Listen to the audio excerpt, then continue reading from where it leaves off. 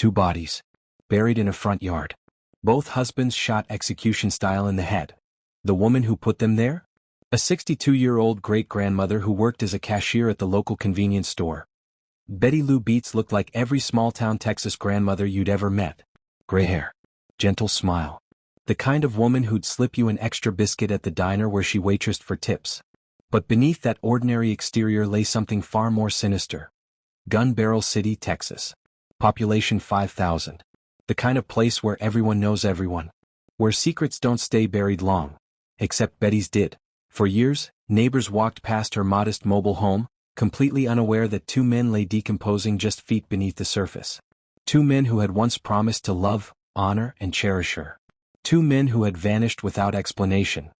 When police finally came with shovels in 1985, what they unearthed would shock investigators across the state. The evidence was undeniable. The bodies were real. But the woman responsible? She claimed she was the victim. 6 marriages.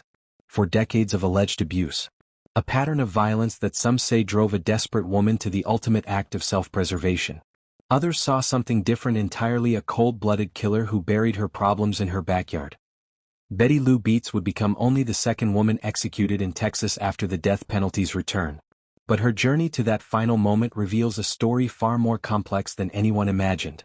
Was she a monster hiding behind a grandmother's smile? Or a victim who finally fought back? August 6, 1985. Gun Barrel City, Texas. The heat shimmers off the asphalt as Henderson County Sheriff's deputies pull up to 12857 King Road. A modest mobile home sits on a corner lot, its white siding weathered by decades of Texas sun. The lawn is patchy. The fence needs repair. Nothing about this place screams danger. But something has brought law enforcement to Betty Lou Beets' front door. Something that will transform this quiet neighborhood into a crime scene that haunts investigators for decades. The call came in routinely enough: a welfare check on Jimmy Don Beets, a Dallas Fire Department captain who hadn't been seen in 2 years. His pension checks were still being cashed. His truck was still registered. But Jimmy Don Beets himself had vanished into thin air. Detective Gary Nichols steps out of his patrol car, notepad in hand. The 15-year veteran has seen his share of domestic disputes, missing persons cases, and false alarms. He expects to find another routine explanation. A man who walked away from his life. A family feud. Paperwork errors that he has no idea he's about to uncover. One of Texas's most shocking murder scenes. Betty answers the door with a smile. At 48, she's a small woman with graying hair and tired eyes.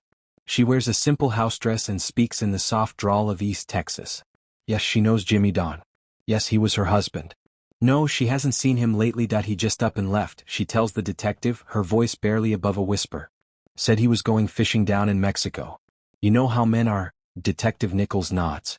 He's heard similar stories hundreds of times. But something doesn't sit right. The woman's demeanor. The way she avoids eye contact. The nervous fidgeting with her wedding ring, a ring that should belong to a man who supposedly abandoned her 2 years ago.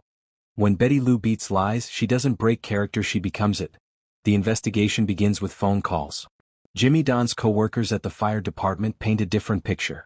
He was reliable. Dedicated. The kind of man who wouldn't miss a shift, let alone disappear without notice. His pension was his pride, 30 years of service, nearly ready for retirement. He wouldn't walk away from that. Financial records tell another story. Jimmy Don's pension checks weren't just being cashed, they were being deposited into an account controlled by his wife. Betty Lou Beets had been collecting her missing husband's benefits for 24 months. Sheriff Charlie Fields authorizes a search warrant. August 15, 1985. 9 days after the initial welfare check, deputies return to 12857 King Road with shovels and a forensics team. Betty meets them at the gate, her demeanor unchanged. Still the soft-spoken housewife. Still the concerned wife waiting for her husband's return. She signs the consent form without hesitation, as if she has nothing to hide.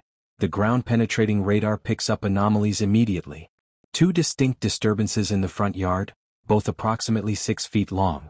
Both recently disturbed within the past few years. Detective Nichols watches Betty's face as the technician points to the readout. No reaction. No surprise. No fear. Just the same tired smile she's worn since day one. The digging begins at 2:17 p.m. The Texas heat is brutal, 96 degrees with humidity that makes breathing feel like drowning. Deputies take turns with the shovels, working in 20-minute shifts. The dirt is hard-packed, mixed with clay that sticks to everything. 3 feet down they hit something solid. Not rock. Not tree roots. Bone. The first skeleton emerges wrapped in a blue tarp, duct-taped at both ends like a grotesque package. The skull shows massive trauma. Multiple gunshot wounds to the back of the head, execution style. A wallet, remarkably preserved, identifies the remains as Jimmy Don Beets. Betty Lou watches from her front porch, sipping sweet tea like she's observing road construction.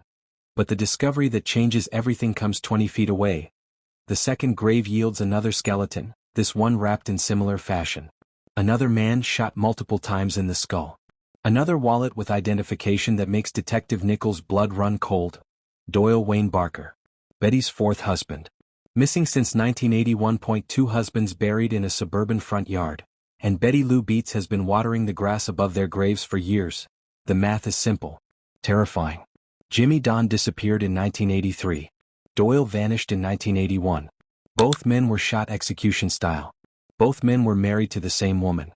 Both men are now fertilizing the lawn of a mobile home in Gun Barrel City, Texas. As crime scene photographers document the evidence, Detective Nichols approaches Betty one final time.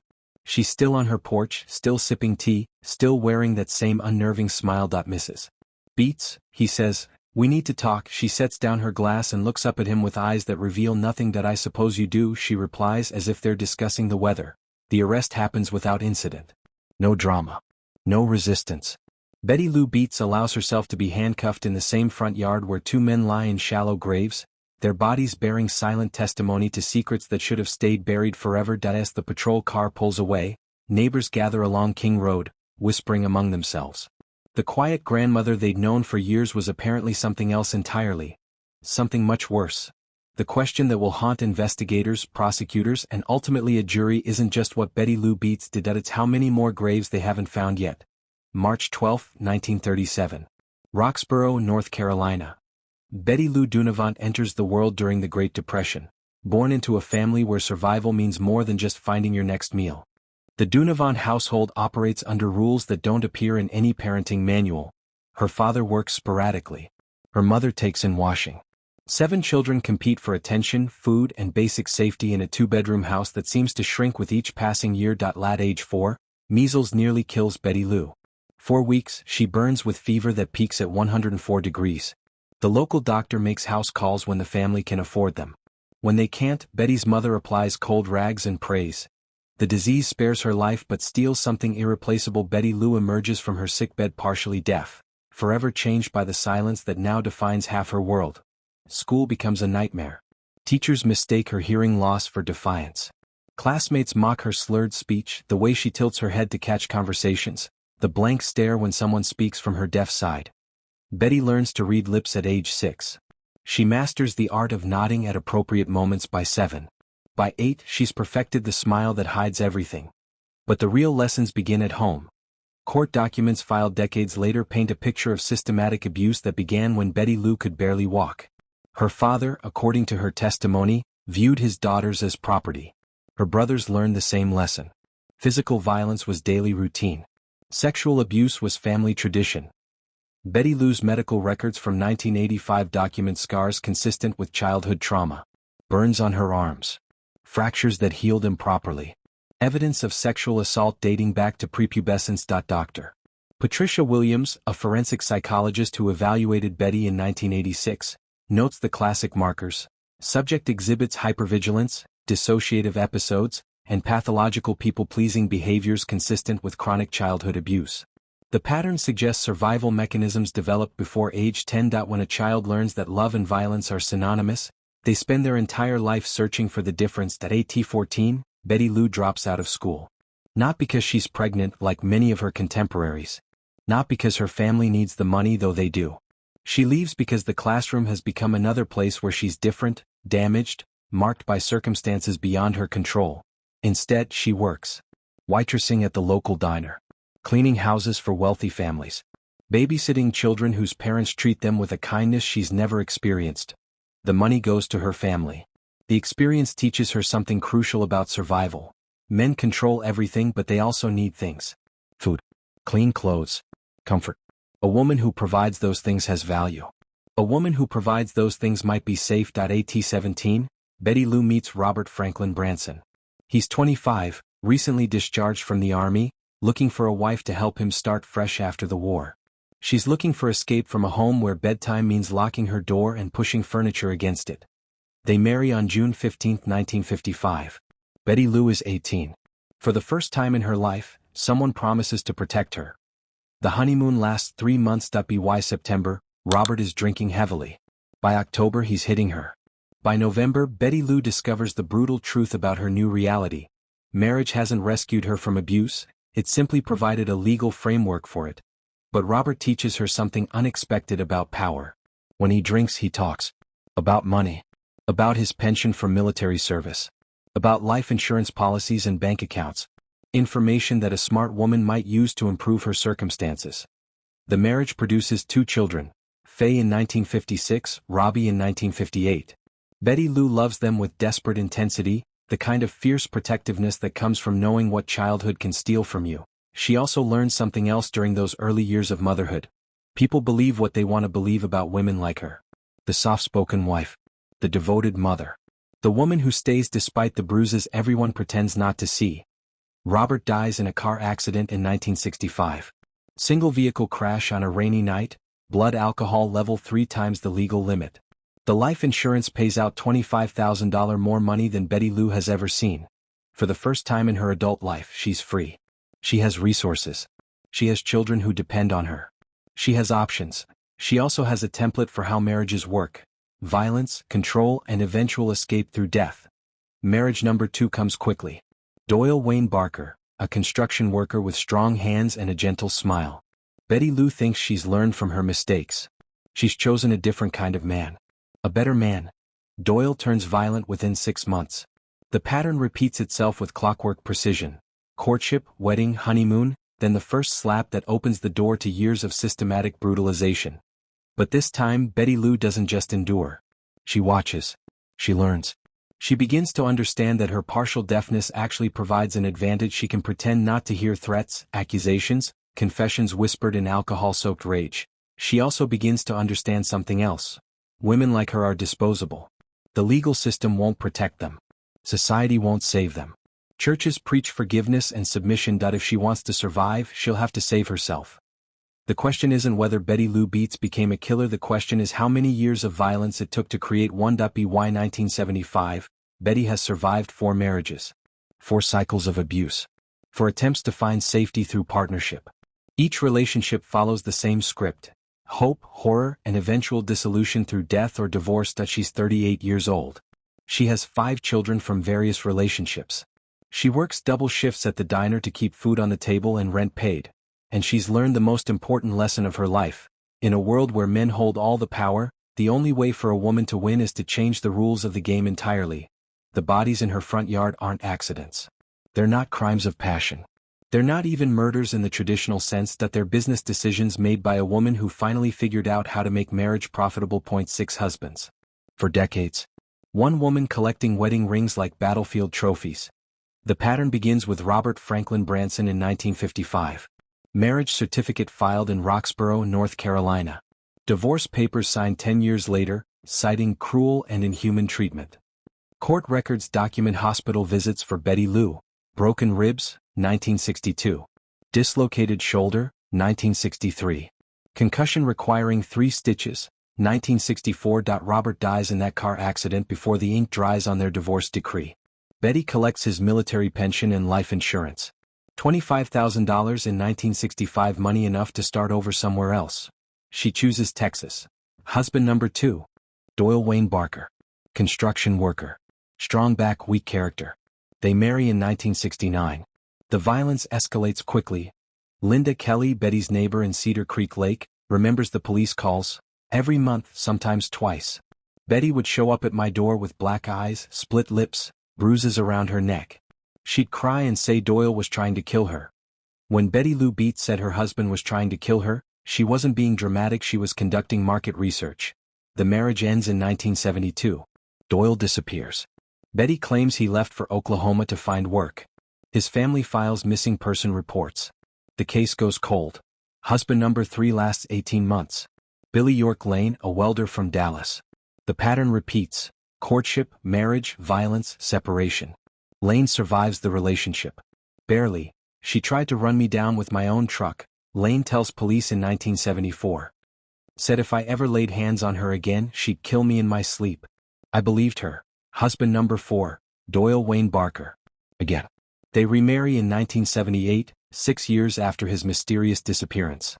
Betty tells friends he came back from Oklahoma, begging for another chance. The reconciliation lasts 3 years. Doyle disappears permanently in 1981. This time, Betty doesn't file a missing person report. She simply tells anyone who asks that he's gone back to Oklahoma. For good.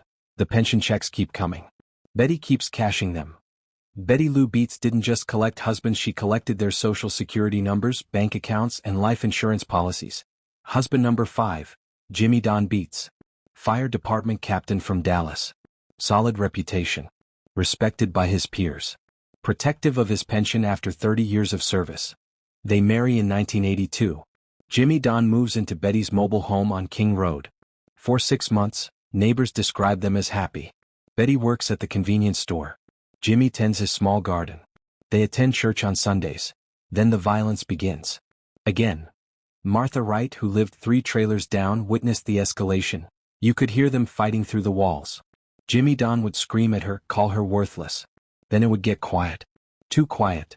Hospital records from 1983 show Betty treated for a fractured wrist. Cause of injury listed as accidental fall. The attending physician notes defensive wounds on her forearms. But Jimmy Don makes a crucial mistake. He threatens Betty's children. Tells her he'll have them removed from the home if she doesn't learn to shut her mouth and do as she's told. Betty has survived many things. Childhood abuse. Multiple violent marriages. Poverty. Isolation. But she's never allowed anyone to threaten her children.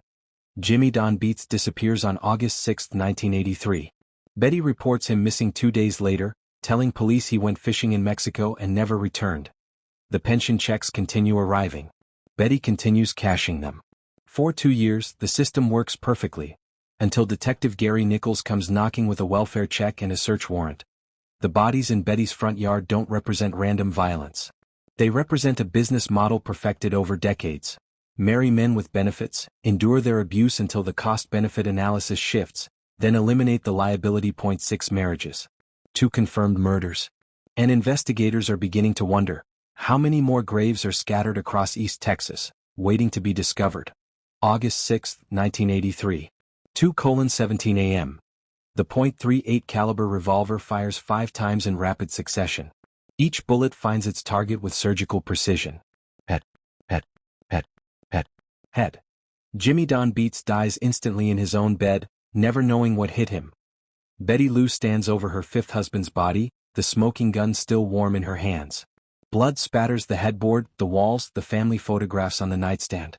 The Dallas Fire Department captain who survived 30 years of rescuing others from burning buildings couldn't save himself from the woman sleeping beside him. When Betty Lou Beets pulled that trigger 5 times, she wasn't shooting in self-defense, she was conducting an execution. The story she tells later is different. Jimmy Don threatened to kill her children, she claims. Said he'd burn down the house with everyone inside. She feared for her life, grabbed the gun from the bedside table, and fired blindly in the dark. Self-defense. Panic. A desperate mother protecting her family. The forensic evidence tells a different story entirely. Gunshot residue patterns indicate Betty stood directly over Jimmy Don when she fired. The trajectory analysis shows deliberate aim, not random shooting. The 5 wounds cluster tightly around his skull, precision that requires calm nerves and steady hands. Most damning, Jimmy Don was shot while lying flat on his back, arms at his sides, apparently asleep. No defensive wounds. No signs of struggle. No indication he ever woke up. But Betty has already prepared for this moment. The blue tarp is waiting in the garage. The shovel sits ready by the back door. She's studied the soil composition of her front yard, identified the spot where drainage is best, where nosy neighbors can't see from their windows. Betty Lou Beets didn't just kill Jimmy Don, she'd been planning his funeral for months. The burial takes 4 hours. Betty works methodically in the pre-dawn darkness, digging a grave 6 feet deep and perfectly rectangular. She wraps Jimmy Don's body like a package, secures it with duct tape, and lowers him into the earth with the same care she'd use planting a garden. By sunrise, the yard looks normal. Fresh dirt carefully concealed under sod taken from the back fence line. The murder weapon cleaned and hidden. Blood evidence scrubbed away with bleach and determination. When Jimmy Don's fire department colleagues come looking 2 days later, Betty greets them with coffee and concern. Yes, she's worried too. No, she hasn't heard from him. He mentioned fishing in Mexico, but Jimmy Don always talked big about his retirement plans. The pension checks arrive monthly. Betty cashes them religiously. For 2 years, the perfect crime remains perfect. Until Detective Gary Nichols receives that routine welfare check request and discovers that some fishing trips last forever. The investigation that follows will prove that Jimmy Don Beets wasn't Betty's first victim. He wasn't even her most recent, that he was simply the one whose disappearance someone finally decided to investigate. August 16, 1985. 4:32 p.m. The second shovel hits bone. Detective Nichols stops digging. Calls for the coroner. Orders photographs of everything. What started as a missing person case has become something far more sinister. The skeleton emerges wrapped in identical blue tarp. Same duct tape. Same methodical burial technique. The skull bears the familiar signature. Multiple gunshot wounds to the head, execution style. But the wallet inside the victim's pants changes everything. Doyle Wayne Barker. Betty's fourth husband. Missing since 1981, 4 years before Jimmy Don disappeared. Betty Lou Beets wasn't a woman who snapped once under pressure. She was a serial killer who'd been perfecting her technique for years. The forensics team works through the night. Both graves show similar depth, similar construction, similar attention to detail. The killer clearly had experience with body disposal. Practice makes perfect, even in murder. Dental records confirm the identities within 48 hours. Jimmy Don Beets missing 2 years. Doyle Wayne Barker missing 4 years. Both men shot while defenseless. Both buried in Betty's front yard like discarded trash.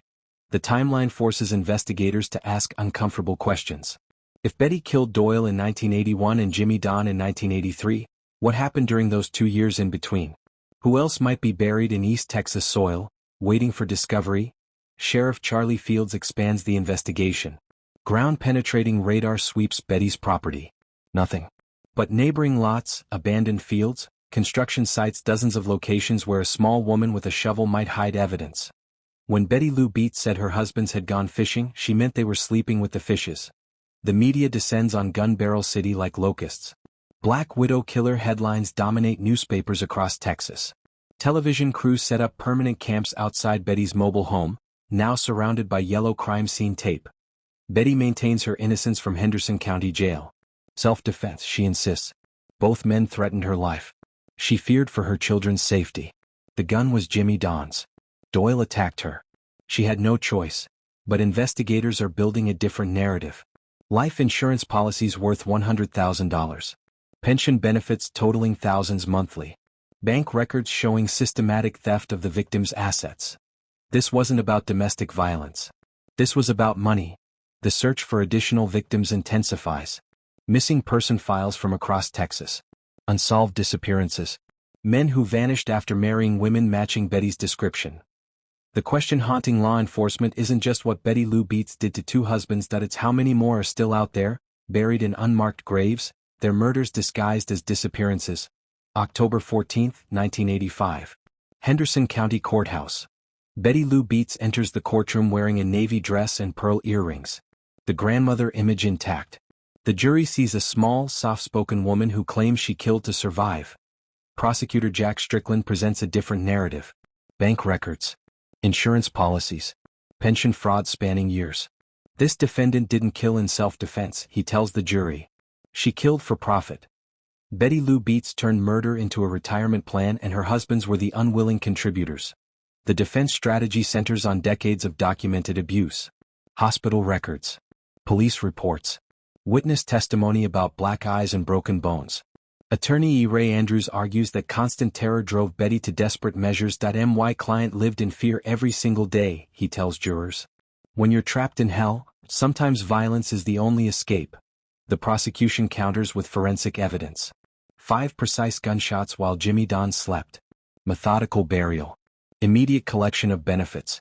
The behavior of a calculated killer, not a terrified victim. October 28. The jury deliberates 6 hours. Verdict: guilty of capital murder. Sentence: death by lethal injection. Betty Lou Beets' journey from victim to predator ends with a one-way ticket to Huntsville's death row. The appeals process stretches 15 years. Claims of ineffective counsel. Arguments about battered woman syndrome. Requests for clemency based on mental illness. Every legal avenue pursued and exhausted. The Texas Court of Criminal Appeals upholds the conviction. The U.S. Supreme Court refuses to hear the case. Governor George W. Bush denies clemency. Betty spends her final years on death row writing letters, maintaining her innocence, and waiting for an execution date that moves steadily closer with each failed appeal. Betty Lou Beets lies strapped to a gurney, for needles inserted in both arms. At 62, she becomes the oldest woman executed in the United States since 1976. The second woman executed in Texas since the death penalty's return. She declines to make a final statement. Refuses a last meal. As witnesses watch through reinforced glass, she turns her head toward her attorney and pastor, offering them one final smile, the same gentle expression that fooled neighbors, husbands, and investigators for decades. The lethal cocktail begins flowing at 6:18 p.m. Betty Lou Beets is pronounced dead at 6:37 p.m. In 19 minutes, the state of Texas closes the book on a woman who spent 43 years writing it in blood. Her case remains controversial. Domestic violence advocates argue the system failed a lifelong abuse victim.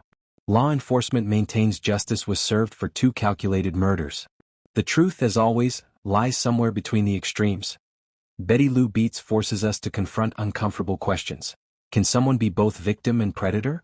When does survival become murder? How many graves remain undiscovered across East Texas? The bodies were unearthed. The killer was executed. But the secrets Betty took to her grave may never be fully revealed. 2 husbands. 2 graves.